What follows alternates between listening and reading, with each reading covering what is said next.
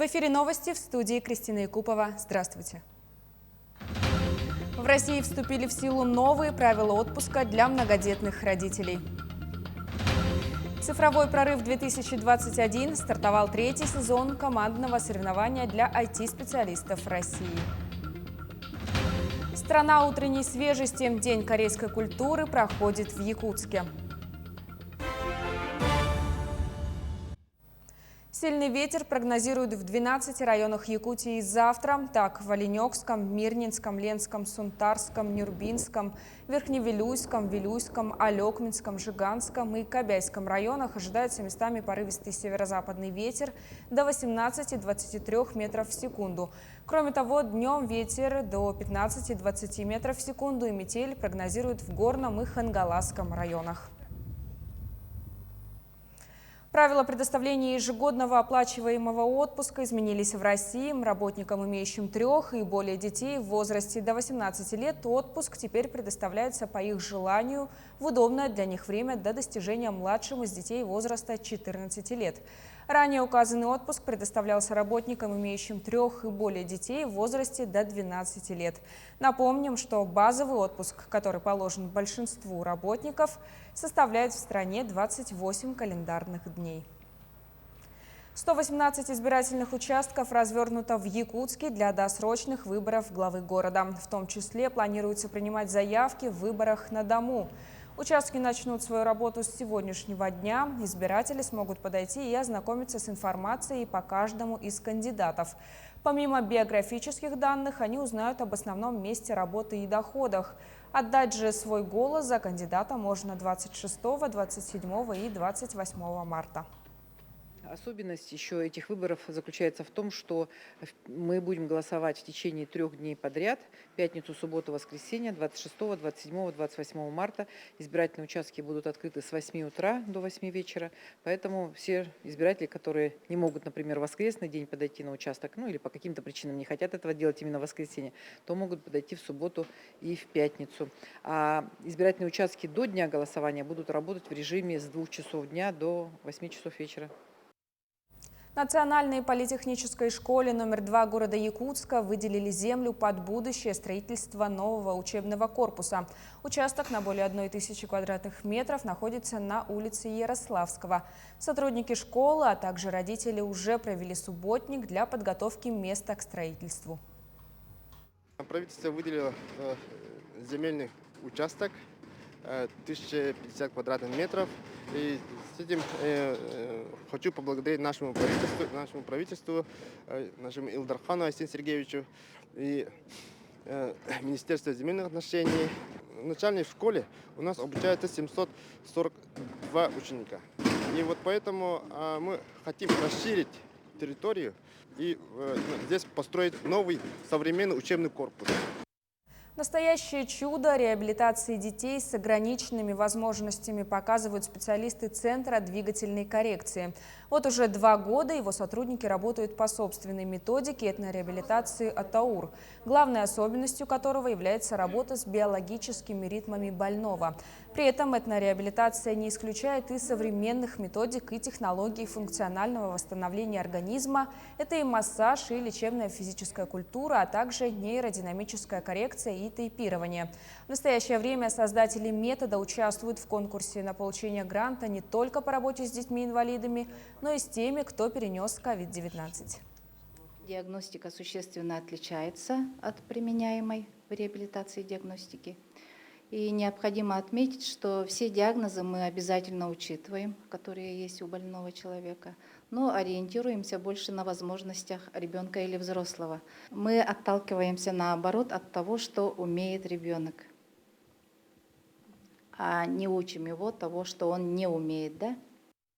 В России стартовал 3-й сезон самого масштабного командного соревнования для IT-специалистов «Цифровой прорыв-2021». Конкурсные мероприятия будут традиционно проходить в формате хакатонов, форумов, во время которых специалисты в области программного обеспечения ведут совместную работу над решением какой-либо проблемы.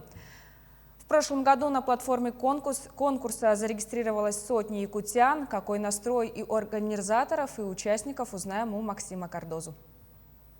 Цифровой прорыв возвращается в офлайн, и у организаторов сразу несколько нововведений. Во-первых, теперь хакатоны будут привязаны не к федеральным округам, как раньше, а к отраслям и секторам экономики, например, транспорт, медицина, сельское хозяйство. Всего будет 8 тематических полуфиналов. Также впервые планируется организовать региональные IT-хабы, такие точки притяжения для специалистов на местах. Как бы ни развернулась эпидемия или пандемия, мы надеемся, что наши участники будут иметь возможность прийти и кодить, и участвовать в наших хакатонах офлайн. Таким образом, единомоментно, практически во всех субъектах Российской Федерации будет возможность поучаствовать в цифровом прорыве офлайн, имея огромную поддержку онлайн. С первого конкурса в цифровом прорыве активно участвуют и якутяне. В прошлом году зарегистрировалось 310 человек, а 6 удалось стать призерами на федеральном уровне.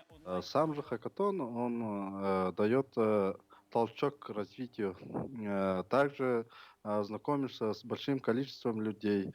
Мы до сих пор участвуют же ребята со всей России, и получается там очень большое сообщество. И, соответственно, мы до сих пор с ними общаемся. И если есть какие-то вопросы, можно им писать. Но хакатон – это не только история про общение и обмен опытом. Про награды здесь тоже не забывают. Призовой фонд в этом году вырос до 55 миллионов рублей. За победу только в полуфинале можно получить 500 тысяч. Причем цифровой прорыв уже облюбовали крупнейшие работодатели страны, которые ищут здесь специалистов. Росатом в конце прошлого года они писали то, что они будут запускать в этом году какой-то серьезный проект, и они ищут разработчиков. И просили нас, нашу команду, отправить им наше резюме. Резюме отправил только один разработчик из нас, потому что его это предложение заинтересовало. Регистрация уже началась и продлится до последнего хакатона в ноябре, а финал конкурса запланирован на декабрь. Также в этом году для каждой команды организаторы подготовили масштабную образовательную программу. Она будет включать в себя целый ряд онлайн-курсов, региональных интенсивов и тестирования, по итогам которого участники смогут получить соответствующие сертификаты. Максим Кардозу, Виктор Олесов, Москва. Образовательный форум ProofSkills состоялся в Якутске. Мероприятие является площадкой для консолидации и развития молодых педагогов профессионального и среднего образования. Участие в форуме принимают педагоги и специалисты Якутска, а также Намского и Хангаласского районов. Наши участники будут работать на командообразование и также погрузятся в вопросы траектории развития молодых специалистов профессиональных образовательных организаций. Этот форум проводится, точнее является первым из цикла форумов. Дальше мы будем проводить его в городе Вилюйске, в городе Алдане, в Чурапче, и для северных районов пройдет в дистанционном формате. Сегодняшний форум собрал более 30 участников из образовательных организаций СПО, и наша основная цель – это консолидация наших знаний, умений, навыков, опыта. В Музее «Россия. Моя история» стартовал День корейской культуры. В этом году мероприятие приурочено к 30-летию дипломатических отношений России с Кореей. Сейчас там находится наш корреспондент Петр Васильев. Петя, приветствую, ждем подробностей. Кристина, приветствую. Сегодня прикоснуться к корейской культуре можно, не выезжая за пределы нашей республики. И даже несмотря на закрытые из-за пандемии границы, здесь, в Музее России «Моя история», сегодня проходит День корейской культуры. За моей спиной можете видеть большое количество поклонников страны утренней свежести, а также просто представителей корейской диаспоры. Здесь проводится большое количество мастер-классов, в том числе по художественной росписи вееров, а также по традиционной корейской каллиграфии. Помимо этого, здесь представлено большое количество различных культурных объектов, рисунков, фресок, и, конечно же, традиционных корейских предметов обихода, которые можете видеть вот здесь за стеклом в этом выставочном кубе. Отмечу, что само мероприятие сегодня пройдет весь день до 8 часов вечера. Прямо сейчас за моей спиной только что прошел традиционный корейский обряд. У организаторов еще много различных интересных фишек заготовлено, в том числе игры, конкурсы, различные мероприятия, показ традиционной корейской моды. Ну и самое горячее, конечно же, оставили напоследок. Это конкурс традиционный корейский на скоростное поедание острого корейского блюда кимчи. Кристина, у меня подробности будут в вечерних эфирах, а пока на этом все. Спасибо, Петя. А я напомню, на прямой связи со студией был наш корреспондент Петр Васильев. Мы продолжаем. Мирнинская юношеская сборная по хоккею планирует участвовать в республиканских соревнованиях в апреле. Годовой ковидный перерыв ребят не расслабил, наоборот, закалил. А вот состав команды не совсем привычный. Нападающим выступит девушка. В алмазной столице женский хоккей не развит, но что делать, если прекрасная половина тянется к клюшке и шайбе? Подробности узнавала Анна Брянская. Хоккей играют настоящие мужчины. Трус не играет в хоккей. Трус не играет в хоккей. Советская песня в 2021 году, пожалуй, теряет актуальность, ведь в хоккей давно играют не только мужчины. В Мирном на лед выходят девушки. 5 лет назад Арина Винокурова пришла на корт, чтобы заниматься фигурным катанием. Мест в секции не оказалось. Белые аккуратные коньки сменила на мощные черные.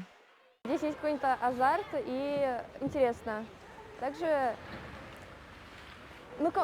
это командная игра, и здесь приятно общаться. 14-летняя Арина нападающий и не единственная девушка в команде. Валентина Хабаева шайбу гоняет 3 года. В свое время студентка МРТК пришла заняться именно этим спортом. Не смутила ни физическая нагрузка, ни вес экипировки. Сколько весит твоя экипировка? У тебя так все тут... Она весит примерно около 20 килограмм. Что в нее входит? Ну и здесь шорты хоккейные, нагрудник, вот. Здесь еще налокотники находятся, вот. И краги, шлем, вот, на наколенники. Ну и все, в принципе. Коньки и шлем. Насколько это сковывает движение? Ну, если от 10, то на 5. Женский хоккей начал развиваться еще в 20 веке. Тогда речи об экипировке и защите не было. Играли в длинных платьях и шляпках. В России же с клюшкой прекрасная половина управляется около 25 лет. Тренеры вспоминают, в алмазной столице женской команды никогда не было. В Якутии была команда в поселке Серебряный Бор в Нерюнгри. Девочки там занимались. Но сейчас уже не распалась команда. Валя Хабаева выходит на корт для души и поддержки здоровья. С профессией определилась, учится на бухгалтера. Цифры и подсчеты пока на первом месте. Свяжет ли жизнь с хоккеем профессионально, не задумывалась. А вот Арина, сидя за школьной партой с подружками, мысленно уже на сборах в другом городе. Морально и физически готова, признается. Построить хоккейную карьеру – лишь дело времени. Анна Брянская, Александр Еремин, телеканал «Алмазный край». Наши корреспонденты продолжают следить за развитием событий. Оставайтесь с нами.